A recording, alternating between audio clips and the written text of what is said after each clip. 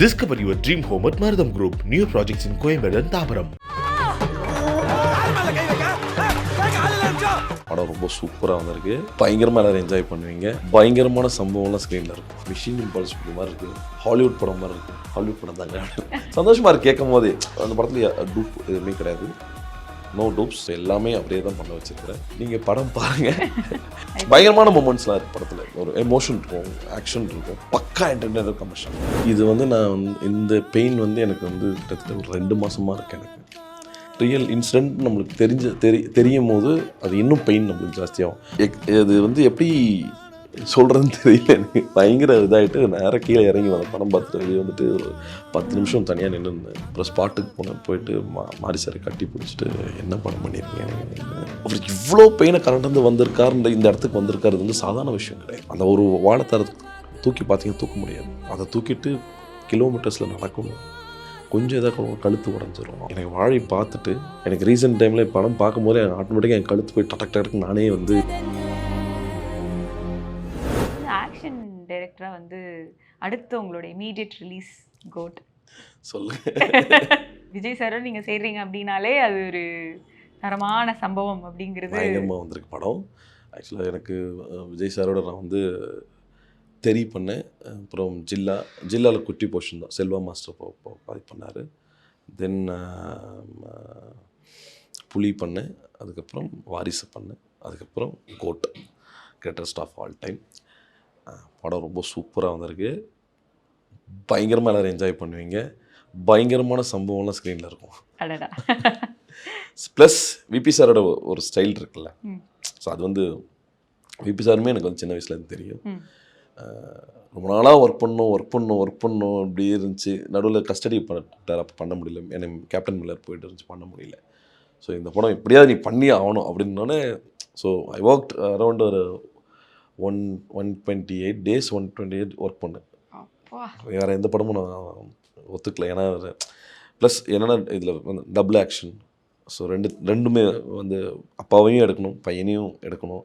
So ஃபுல்லாக அதுக்கு வந்து ஸ்டோரி போர்டிங்க எல்லாம் ஒர்க் பண்ணி இன்றைக்கி பார்க்கும்போது ரொம்ப சந்தோஷமாக எல்லாம் என்ன சொல்கிறாங்க, சார் இது என்ன சார் மிஷின் இம்பாசிபிள் மாதிரி இருக்குது, ஹாலிவுட் படம் மாதிரி இருக்குது. ஹாலிவுட் படம் தாங்க சந்தோஷமாக இருக்குது கேட்கும் போதே. நம்ம ஒன்று யோசிப்போம். நான் என் தாட் ப்ராசஸ் நான் எப்படி இருப்பேன்னா ஒன்று யோசிப்பேன். ஒரு வாரம் கழிச்சு ஏதோ போய் ஒரு படம் பார்ப்போம். அது அங்கே படத்தில் இருக்கும். ஓகே, நான் கரெக்டாக தான் இப்போ யோசிச்சுட்ருக்கேன். ஸோ என்னோட தாட் ப்ராசஸ் கரெக்டாக தான் போயிட்டுருக்கு. ஸோ அந்த படம் வந்து எல்லோரும் பார்த்துட்டு பயங்கரமாக அப்ரிஷியேட் பண்ணாங்க. அதை தாண்டி வந்து அவ்வளோ சப்போர்ட், ப்ரொடக்ஷன் சைடு நல்ல சப்போர்ட் இருந்துச்சு. விபி சார் ஓப்பனாக என்ன வேணா பண்ணு அப்படின்ட்டாரு. வேறு லெவலில் ஒன்று பண்ணு அப்படின்னா விஜய் சாருமே வந்து அவ்வளோ எப்படி சொல்கிறது, வெரி ஸ்வீட் பர்சன். அவர் அந்த படத்தில் டூப் எதுவுமே கிடையாது. No dupes. நான் இது வரைக்கும் நான் ஒர்க் பண்ணுற படத்துக்கு நிறைய டூப் போட பண்ணேன். எவ்வளோ சேஃப்டி பண்ணணும் சேஃப்டி பண்ணணும். டூப்ஸ் நிறைய யூஸ் பண்ண மாட்டேன். ஸோ எல்லாமே அப்படியே தான் பண்ண வச்சுருக்கிறேன். நீங்கள் படம் பாருங்கள், பிடிக்கும், பயங்கரமாக பிடிக்கும். பயங்கரமான மூமெண்ட்ஸ்லாம் இருக்குது படத்தில். ஒரு எமோஷன் இருக்கும், ஆக்ஷன் இருக்கும், பக்கா என்டர்டைனர் கமர்ஷியல் ஃபிலிம். அது வந்து ஜாலியாக உட்காந்து ஒரு படம் பார்த்துட்டு வரும். ட்ரெய்லர் பார்க்கும்போதே வந்து தளபதி வண்டி ஓட்டுறாரு, பக்கம் மெட்ரோக்குள்ளே ஃபைட்டு அப்படின்னு சொல்லிட்டு பல காரில் ஒரு சேஸ் இருக்கிற மாதிரி இருக்குது. எல்லா மோட் ஆஃப் டிரான்ஸ்போர்ட்லேயும் இந்த முறை வந்து ஒரு சம்பவம் பண்ணிட்டீங்கன்னு நினைக்கிறேன் இல்லையா சார்? ஹெலிகாப்டர்லாம் வருவாங்க. இல்லை படமாகவே ரொம்ப நல்லா வந்து ஹாப்பியாக இருக்குது. இந்த வருஷம் ரொம்ப சந்தோஷமான வருஷம். எல்லா வருஷமுமே சந்தோஷமான வருஷம். இது வந்து இன்னும் மோர் என்ன சொல்கிறது, இன்னும் ஹாப்பியாக இருக்கலாம். எப்படி ஃபீல் பண்ணுறீங்க சார் முதல்ல அந்த ஒரு, ஏன்னா படம் பார்த்த எல்லாருமே ஆடியன்ஸும் சரி, சினி ஃபீல்டில் இருக்கிற டைரக்டர்ஸும் சரி, எல்லாருமே ஒரு நெகிழ்ச்சி, ஒரு பெயின் அப்படின்னு பல விதமான ஒரு ஒரு உணர்வை தான் வெளிப்படுத்திக்கிட்டே இருக்காங்க. ஸோ நீங்கள் சொல்லுங்கள். இது வந்து நான் இந்த பெயின் வந்து எனக்கு வந்து கிட்டத்தட்ட ஒரு 2 மாதமாக இருக்குது எனக்கு. ஸோ நான் இது வரைக்கும் ஒரு 21 டைம்ஸ் படம் பார்த்துருப்பேன். ஸ்டில் இந்த ஹாண்டிங் எனக்கு இருந்துகிட்டே இருக்குது. ஆக்சுவலாக இதுக்குள்ளே எப்படி வந்தேன்னா, மாரி சாரோட ஐ ஒர்க் வித் கர்ணன், மாமன்னன், அதுக்கப்புறம் வாழை, இப்போ பைசன் பண்ணிகிட்ருக்கேன். ஸோ ஒரு நல்ல ஒரு வேவ் லென்த் அண்ட் நல்ல ஒரு எப்படி சொல்கிறது பாண்டிங், ஒரு எப்படி ஒரு டெக்னிக்கலாகவும் சரி, லைக் நார்மலாக ஒரு ஃப்ரெண்டாகவும் சரி, அந்த மாதிரி நல்ல ஒரு பாண்டிங். சினிமாவை தாண்டி ஒரு ஒரு ஃபேமிலி உறவு மாதிரி தான் அது. அந்த பாண்டிங் எங்களுக்குள்ளே ரொம்ப அண்டர்ஸ்டாண்டிங்காக இருந்துச்சு. ஆக்சுவலாக பைசன் நான் படம் வாழை வந்து ஷூட்டிங்லாம் முடிச்சுட்டு எனக்கு அந்த கதை தெரியும் ஆல்ரெடி, எப்படி வந்துச்சுன்னு தெரியும். ஸோ அந்த கிளைமேக்ஸ் மட்டும் எடுக்கும்போதே கொஞ்சம் பயங்கர இதாக இருந்துச்சு. எவ்வளோ ஆக்ஷன் சீக்வன்ஸ் பண்ணியிருக்கலாம், ஓகே. பட் இது ரியல் இன்சிடென்ட் நம்மளுக்கு தெரியும் போது அது இன்னும் பெயின் நம்மளுக்கு ஜாஸ்தியாகும். அது எடுக்கும் போதே கொஞ்சம் பதட்டங்கள் நிறையாவே இருந்துச்சு. அதெல்லாம் முடிச்சு கொடுத்தாச்சு. மாரி சார் எப்போவுமே படம் முடிச்சிட்டாருன்னா வந்து பாருங்கன்னு சொல்லுவார். ஸோ கர்ணன் நான் முன்னாடி பார்த்தேன், மாமன்னனும் முன்னாடி பார்த்துருக்கேன். இதை பாருங்கன்னு சொன்னார். நான் பார்க்கல, நான் வந்து தேட்டரில் பார்க்குறேன், ஒன்றும் பிரச்சனை இல்லை. ஸோ அது இல்லை நீங்கள் பார்த்தே ஆகணும் அப்படின்னு ஒரு கட்டாயம் வந்துச்சு அங்கே. ஸோ பைசன் ஷூட்டிங் போயிட்டுருக்கும்போது ஒரு சீன் எடுத்துகிட்டாங்க. ஒரு 2-3 hours கேப் இருந்துச்சு. ஸோ அந்த கேப்பில் நான் வந்து கேரவனில் ஐபேடில் தான் படம் பார்த்தேன். ஸோ பார்த்துட்டு என்னால் வந்து இது வந்து எப்படி சொல்கிறதுன்னு தெரியல. எனக்கு பயங்கர இதாகிட்டு நேராக கீழே இறங்கி வந்தேன். படம் பார்த்துட்டு வெளியே வந்துட்டு ஒரு 10 நிமிஷம் தனியாக நின்றுருந்தேன்.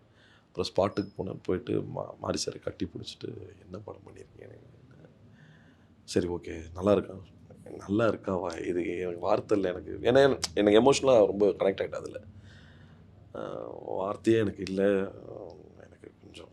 எனக்கு கொஞ்சம் டைம் வேணும் அப்படின்னு. சரி வாங்க ஷூட் பண்ணலாம் அப்படின்னாரு. பைசன் ஷூட் பண்ணலாம் இல்லை முடியாது, மினிமம் 2 to 3 hours எனக்கு வந்து டைம் வேணும்னு சொல்லி நான் தனியாக போய் ஒரு இடத்துல உட்காந்துட்டு அவங்க வேறு எதாவது எடுங்க அப்படின்னு சொல்லிட்டு நான் போய் உட்காந்துட்டு ரொம்ப நேரமாக ஒரு தாட் ப்ராசஸ் ஓடிக்கிட்டே இருக்கு. என்ன மாதிரியான தாட்ஸ் போச்சு? இவ்வளோ வழிகளை கடந்து இவர் இங்கே வந்திருக்காரு, இந்த இடத்துக்கு வந்திருக்காருல்ல, அது ரொம்ப ஒரு எல்லாருக்குமே ஒரு லைஃப்பில் பெயின் இருக்கும். நம்ம ஒரு கட்டங்கள் தாண்டி வரும்போது எல்லாருக்குமே ஒரு பெயினை தாண்டி தான் we have achieved so many things. ஆனால் அந்த படம் வந்து எனக்கு அவர் இவ்வளோ பெயினை கடந்து வந்திருக்காருன்ற இந்த இடத்துக்கு வந்திருக்காரு வந்து சாதாரண விஷயம் கிடையாது. அது வந்து ஒரு அந்த ஒரு வாழைத்தார தூக்கி பார்த்தீங்கன்னா தூக்க முடியாது. அதை தூக்கிட்டு கிலோமீட்டர்ஸில் நடக்கணும், கொஞ்சம் எதாவது கழுத்து உடஞ்சிரும். அவ்வளோ ஆக்சுவலாக என்னென்னா இந்த எனக்கு வாழை பார்த்துட்டு எனக்கு ரீசெண்ட் டைமில் படம் பார்க்கும்போதே ஆட்டோமேட்டிக்காக என் கழுத்து போய் டடக்கு நானே வந்து அந்த பெயின் ஃபீல் பண்ண முடியுது. எனக்கு நம்மளுக்கு ஏதோ கழுத்து வலிக்கிற மாதிரி அந்த ஃபீல் ஆகிடுச்சு. ஸோ ரொம்ப எமோஷனாக கனெக்ட் ஆகி 2 hours போய் 2 to 3 hours சைலண்ட்டாக உட்காந்துட்டு அதுக்கப்புறம் தான் வந்தேன். ஸ்டில் அதுலேருந்து வெளியே வரதுக்கே எனக்கு ஒரு 1 week 2 weeks மேலே ஆகிடுச்சு. எனக்கு அது ஓடிக்கிட்டே இருக்கு. அந்த ஒரு ஃப்ரேமும் ஒரு ஷார்ட்டும் அந்த கிராஃப்ட், சினிமாவோட கிராஃப்டை இவ்வளோ அழகாக பண்ணியிருக்காங்க. எந்த இடத்துலையுமே எந்த ஆர்டிஸ்ட்டும் நடிக்கவே இல்லை, எல்லாருமே புது பசங்க. ஏதோ நான் உள்ளே போய் நம்ம விலீவ் அப்படின்னு போய் அப்படி தான் இருந்துச்சு. பாலா சாரோட ரியாக்ஷன் வந்து பார்க்கும்போது நாங்கள் நேரில் பார்க்கல, வீடியோவில் தான் பார்த்தோம். ஆனால் அது எவ்வளோ அவர் வந்து அந்த படத்துக்குள்ளே மூழ்கி போயிருந்தார், எவ்வளோ அந்த படத்தோடைய தாக்கம் அவருக்கு இருந்தது அப்படின்னு சொல்லிட்டு அந்த வீடியோ பார்க்கும்போது தெரிஞ்சுது. அந்த மாதிரி ரியாக்ஷன்ஸ் பார்க்கும்போது உங்களுக்கு எப்படி இருந்தது? இல்லை நான் வந்து நான் படங்கள் அந்த படம் ஒரு 15 தடவை பார்த்துருக்கேன். ஒரு சில சீனுக்கு நான் வெளியே வந்துடுவேன், நிற்க முடியாது. இப்போவுமே நேற்று ரோகிணியில் போய் ஐ கான்ட் கண்ட்ரோல், எனக்கு இங்கெல்லாம் அடக்கிது. இவ்வளோ அதே சீன் தான் பார்த்துட்டோம். ஆனால் அதில் ஒரு லைஃப் இருக்குல்ல, அதில் ஒரு வாழ்வியல் இருக்குல்ல, அவங்களோட எமோஷன். அதான் இந்த படத்தில் யாருமே நடிக்கலைங்க. வாழையை பொறுத்த வரைக்கும் யாருமே நடிக்கல. அந்த 2 பசங்களாக இருக்கட்டும், நிக்கிலாவாக இருக்கட்டும், மற்ற ஆர்டிஸ்டாக இருக்கட்டும், யாருமே நடிக்கல, எல்லாமே வாழ்ந்துருக்காங்க. ஸோ ஆக்சுவலாக இதுக்கு முன்னாடி நான் ப்ரொடக்ஷன் பண்ணியிருக்கேன். ஃபார்மர்ஸ் மாஸ்டர் பிளான் ப்ரொடக்ஷனில் வந்து அஞ்சலன்னு ஒரு படம் பண்ணோம், விமல் பசுபதிலாம் வச்சு. அப்புறம் பலூன் வந்து ஒன் ஆஃப் த பார்ட்னராக இருந்தோம். ஸோ அதுக்கப்புறம் நான் பிஸியாக இருந்தோம் அந்த இதில். சரி வேண்டாம், கொஞ்சம் நாளைக்கு வேண்டான்னு சொல்லி ஸ்டாப். ஸோ அதில் நிறைய லாஸும் ஆச்சு, gone through lot of things. அப்போது அந்த படம் ப்ரொடக்ஷன் பண்ணும்போது ஐ வாஸ் 25-26 ஓல்டு, அவ்வளோதான் இருப்பேன். ஒரு அலாஸ் அபவுட் 5 to 6 crores போச்சு ஓன் மணி. ஸ்டில் அந்த படம் பண்ணிகிட்டு இருக்கும். எனக்கு சினிமா எல்லாம் கொடுத்துருக்கு. நான் வந்து வெளியில் வந்து வாங்கிட்டு வந்துலாம் படம் பண்ணல. இந்த சினிமாவில் சம்பாரித்து இந்த சினிமாவில் தான் போட்டிருக்கேன். அந்த சினிமா எனக்கு எல்லாமே ஸ்டில் நான் I am very good with this craft, what I am doing, இது எல்லாமே கொடுத்துருக்கு. ஸோ அந்த 5 கோடி ரூபா 6 கோடி ரூபா எனக்கு வெளியே போகும்போது ஐம் ரெண்டல் ஹவுஸில் தான் நான் இருந்தேன். 15,000 rupees ரெண்டல் ஹவுஸ், குழந்த பையன் பொண்ணு, நல்ல பிஸியாக மாஸ்டராக இருக்கேன். பட் எல்லா காசும் போயிடுச்சு. அது வந்தால் ஒன்று பண்ணலாம். But I learn so many things அந்த ப்ராஜெக்ட்லேருந்து. ஐ லேர்ன்ட் எதை பண்ணக்கூடாது. ஆனால் அந்த கற்றுக்கிட்டதுக்கு அதுக்கு மிகப்பெரிய ஒரு வேலை. யார் ஃப்ரெண்ட்ஸு, யார் நல்லவன், யார் கெட்டவன், யாரெல்லாம் கூட இருந்தாங்க, யாரெல்லாம் போனாங்க, ஃபோன் பண்ணால் யார் எடுத்தாங்க, அந்த விஷயம்லாம் பார்த்துட்டு ஓகே ஃபைன், இது மிகப்பெரிய ஒரு லைஃப்பில் ஒரு பாடம். இது அப்போது என்ன சொன்னாங்கன்னா, என்னோடய கேரியர் முடிஞ்சிருச்சுனாங்க.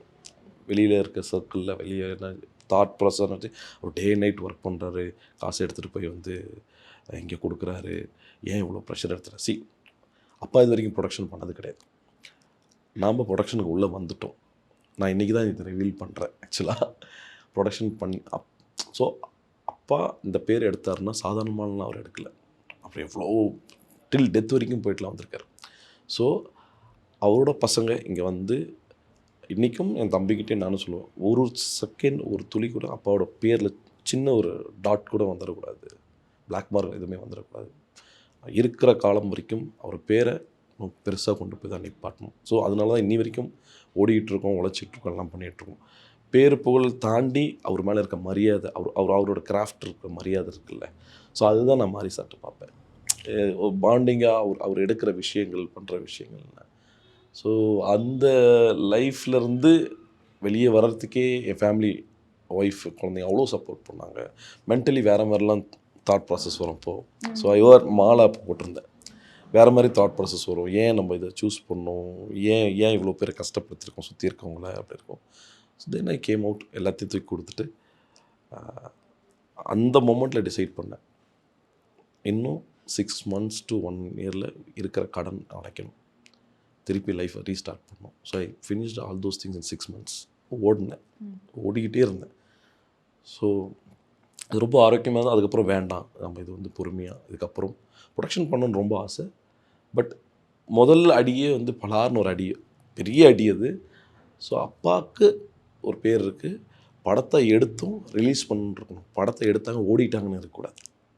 ஒரு ஒரு ப்ராடக்ட் எடுத்தாங்க, அந்த ப்ராடக்டை கரெக்டாக தியேட்டரில் கொண்டு வந்து சேர்த்துட்டு அது நல்லதோ கெட்டதோ பப்ளிக் டிசைட் பண்ணிட்டோம். ஆக்சுவலாக படத்தை யாரும் பெருசாக தப்பாலாம் சொல்ல, கொஞ்சம் கம்மி பண்ணியிருக்கலாம், இது பண்ணியிருக்கலாம், கொஞ்சம் டிலே ஆச்சு படத்துக்கு, ஃபினான்ஷியல் கொஞ்சம் டிலே ஆச்சு, இதெல்லாம் ஆச்சு. ஸோ அதனால் வந்து ஓகேங்க நல்ல பார்க்கலாங்க அப்படின்னு. எனக்கு இல்லை, நம்ம ப்ரொடக்ஷன்லேருந்து வர படம் எப்படி இருக்கணும்னா ரொம்ப ரொம்ப தரமான படமாக இருக்கணும், நல்ல சோஷியலில் சொல்லணும், சோஷியல் மீடியாவை கரெக்டாக சொல்லணும், அந்த மாதிரி ஆசைகள் நிறையா இருக்குது. ஸோ அதுலேருந்து வெளியே வந்து அப்படியே ட்ராவல் நிறைய டைரக்டர்ஸை மீட் பண்ணுறேன், நிறைய பேர் கூட ஒர்க் பண்ணுறேன், நிறைய டெக்னீஷியன்ஸை பார்க்குறேன், கேமராமேன், எடிட்டர்ஸ். டெய்லியுமே ஒரு மினிமம் ஒரு 5 கம்பெனிக்கு போகிறோம், ஒர்க் பண்ணுறோம், பார்க்குறோன்னு இருக்கும்போது ஸோ ஐம் லேர்னிங். எனக்கு நான் எதை இழந்தனோ அந்த சினிமா திருப்பி எனக்கு கொடுத்துருக்கு, மாரி சார் மூலிமா அது எனக்கு கொடுத்துருக்கு. ஸோ இந்த படம் அப்படியே தான் ஒரு எனக்கு வந்து இது ஒரு பொக்கிஷமாக தான் நினைப்பேன். வாழை வந்து ஒரு பொக்கிஷம் எனக்கு. அதுவாக என்னை கூப்பிட்டுச்சு, அதுவாக என்னை தேடிச்சு, நீ வரணும்னு அதுவாக கூப்பிட்டு இது பண்ணுச்சு. அது மாரி சார் மூலிமா அது நடந்துச்சுன்னு இருக்கும்போது இது அவருக்கு எவ்வளோ ரெட்டிப்பு, அவர் எவ்வளோ சந்தோஷப்படுறோம் அதோட பயங்கரமாக சந்தோஷப்படுறோம் நான் தான். ஏன்னா ஒரு ஆடியன்ஸோட ரியாக்ஷன் பார்க்கும்போதும், ஒரு இது பார்க்கும்போதும் நான் ஏதோ பெருசாக நம்ம சாதிச்சிட்டோம்டா. எங்கள் அம்மாவுக்கு நான் வந்து நான் எல்லோரும் என்ன நினச்சிட்டாங்கன்னா, இந்த படத்தில் அவன் ஏதோ பண்ணியிருக்கான் போல இருக்கு. நான் சொன்னேன், இல்லை இந்த படத்தை நம்ம தான் வாங்கியிருக்கோம், அது நான் படம் ரிலீஸ் கணக்கு தான் சொல்கிறேன் நான். ஏன்னா ஏன் திருப்பி நீ போய் இன்னும் ஏதாவது பெரிய விஷயத்தில் மாட்டிக்கு போகிற அப்படின்னு என்னோடய ஃப்ரெண்ட்ஸ் சர்க்கிள் இருக்காங்க. ஏன் ஒரு கன்ஃபார்மாக இருக்கும், ஏன்னா அவங்க பார்த்துருக்காங்க already they seen I'm going through lot of ஒரு ஃபினான்ஷியல் ஸ்ட்ரகிளில் இருந்தது அவங்க பார்த்துருக்காங்க. திருப்பி நல்லா இருக்கானே, சூப்பராக இருக்கானே, நிறைய பேர் ஆக்சுவலாக சொன்னேன் நான் அதுமாதிரி பண்ணுறேன் அப்படின்னு. ஏன் உங்களுக்கு இந்த வேலை அப்படி இல்லைண்ணா? நான் அவர்கிட்ட ஒன்றே தான் சொன்னேன், சார் இது இந்த நல்ல படத்தை கொண்டு போய் சேர்க்கணும் சார், இதில் லாபம் வருதோ நஷ்டம் வருதோ எனக்கு தெரியாது, இந்த படம் நல்ல படம், காலத்துக்கு அழியாத இது ஒரு சோடு, இந்த சோடை வந்து நம்ம எங்கேயுமே இனி நாம் இருக்குமோ இல்லையா கூட இது இருக்கும் சார் அப்படின்னு சொல்லி தான் எனக்கு அந்த சம்பாதிக்க போகிறோம் அந்த மைண்ட் தாட்லாம் எனக்கு கிடையவே கிடையாது. இந்த படத்தை கொண்டு போய் சேர்க்கணும், ஒரு நல்ல படத்தை மக்கள்கிட்ட போய் தெளிவாக கொண்டு போய் சேர்க்கணும் அப்படின்னு தான் இருந்துச்சு. ஸோ அது இன்றைக்கி நடந்திருக்கு. இது வந்து கடவுளுக்கு நன்றி, சுற்றி இருக்கவங்க எல்லாருக்கும் நன்றி சொல்லுவோம். ஐ திங்க் அந்த 2 ஹவர்ஸ் இன்னும் ரொம்ப பர்சனலாக இந்த தாட்ஸ் நீங்கள் ரீலிவ் பண்ணிட்டு அதனால தான் உங்களுக்கு அந்த டைம் தேவைப்பட்டதுன்னு எனக்கு இப்போ தோணுது சார்.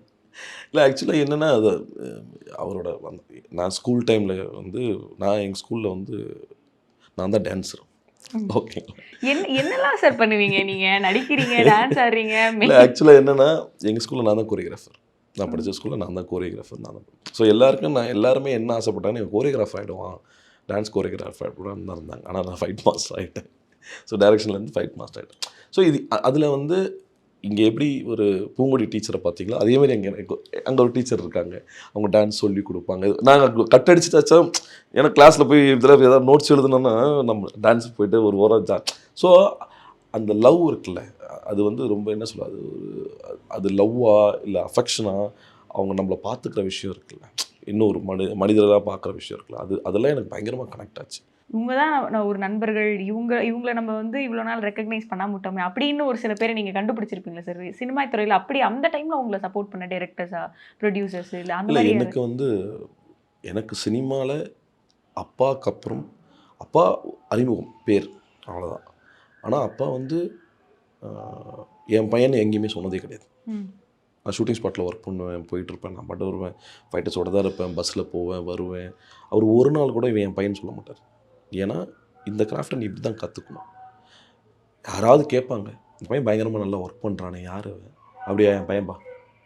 என்னது உங்கள் பையனா? என்ன மாதம் இப்படி போட்டு பண்ணிட்டுருக்கீங்க? அப்படி தான் பண்ணும்பா. ஸோ அப்பா கிட்ட வந்து அப்பாவோட உரையாடாலே எப்படி இருக்குன்னா, என்னங்க இப்படி தான் இருக்கும். அவர் உட்காந்துருக்காருன்னா அவரை பாஸ் பண்ணி போகிறதுக்கு அவ்வளோ பயம் இருக்கும். ஐயோ உட்காந்துருக்காரு. ஏன்னா வீட்டில் அப்பா நிறைய புக்ஸ் படிப்பார். ஸோ அந்த மர்மரிங் சவுண்ட் மட்டும்தான் இருக்கும். டிவிஸ் மியூட்டில் இருக்கும், அப்படியே வருவோம், அவர் உட்காந்துருக்காந்து அப்படியே சைடில் அப்படியே போய்டும். ஸோ ஸ்டில் இன்றைக்கும் அந்த மரியாதை அவர் மேலே. ஏன்னா இஸ் அ குரு. அவர் வந்து எவ்வளோ விஷயங்கள் பார்த்துட்டு வந்திருக்காரு. அதுக்கப்புறம் நான் என்னை வந்து சினிமாவில் வந்து இது உருப்பிடுவான் அந்த சொல்லலை. இந்த இந்த இந்த இந்த வாழையில் ஒரு டயலாக் இருக்கும். இன்னும் இந்த கிளாஸில் இவன் மட்டும்தான் எல்லாம் மார்க் வாங்கினான் அப்படின்னா, இவன் மட்டும்தான் உருப்படி அப்படின்னு சொல்லுவாங்க. ஸோ அதேமாரி இது உருப்படி அப்படின்னு சொல்லி காயத்ரி மேம், புஷ்கர் காயத்ரி மேம் வந்து எனக்கு வந்து காலேஜ் படிக்கும்போது அவங்க வந்து ப்ராஜெக்ட் கோஆர்டினேட்டர். அவங்க சைன் பண்ணால் தான் நான் ப்ராஜெக்ட் பண்ண முடியும். ஸோ நான் வந்து எனக்கு தியரியாக எனக்கு நிறைய கன்ஃபியூஷன்ஸ் இருந்துச்சு. விஸ்காம் எஸ்ஏயில் படித்தேன். Digital film making and DMT and audio 3மே படித்தேன். ஸோ சந்தோஷ் வந்து எனக்கு சீனியர் பேட்ச். சந்தோஷ் நாராயணன். சுனில் ஆடு ஜீவிதம் இருக்கார்ல, அவர் ஒரு பேட்ச், அவர் வந்து எனக்கு ஒரு பேட்ச் சீனியர். இப்போ இருக்கிற 2-3 எனக்கு ஜூனியர்ஸ். ஸோ எல்லாருமே இப்போ இண்டஸ்ட்ரியில் இருக்கோம். அப்போது அவங்க வந்து நான் வந்து கிளாஸ் அட்டன் பண்ண மாட்டேன். 3 hours தான் இருக்கும், நான் அட்டன் பண்ண மாட்டேன். எனக்கு எங்கடா ஷூட்டிங் நடந்து போய் வேடிக்கை பார்ப்பேன். டைம் வேஸ்ட் பண்ணக்கூடாது, வேடிக்கை பார்ப்பேன். ஒரு நாளைக்கு நிறைய படங்கள் பார்ப்பேன். போய் சும்மா சுற்றுறது அதெல்லாம் தெரியாது.